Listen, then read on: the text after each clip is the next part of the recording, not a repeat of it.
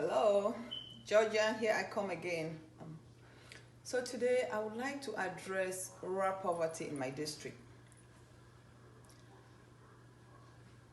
In District 148, we have a population of 80% with high school diploma or less.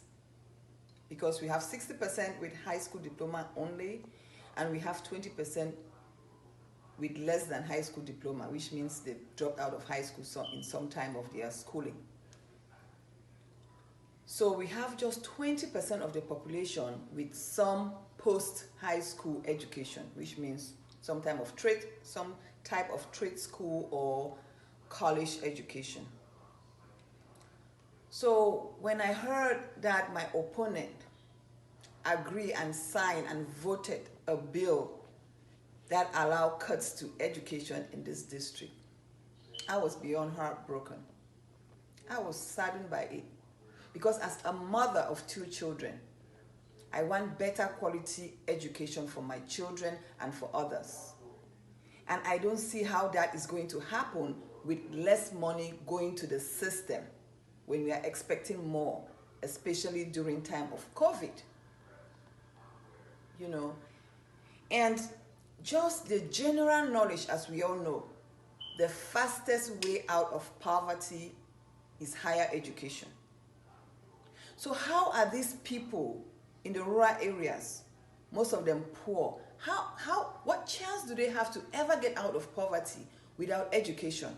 And what type of education they are going to have with less funding when inflation and everything is going up and you're getting less funding? So I'm asking my voters to hold my opponent accountable for that decision that he made. It's not just about his family. Just because his children will be fine should not be good enough.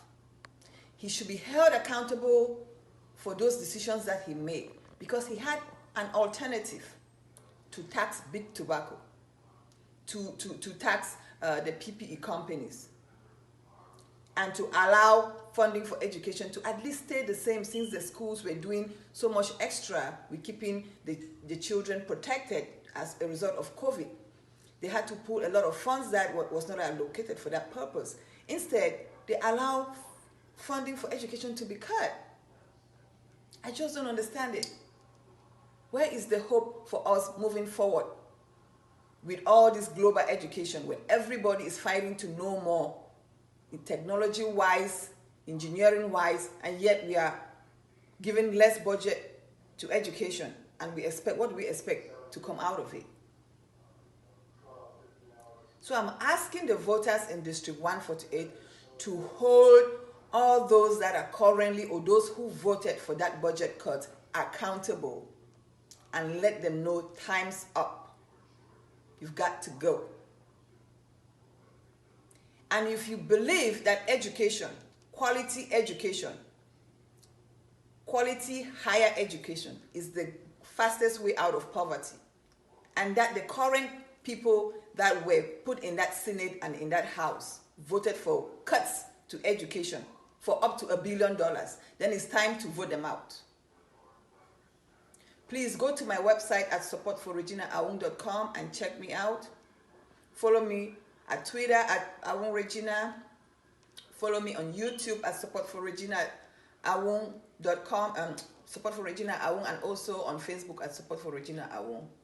See you next week. Thank you.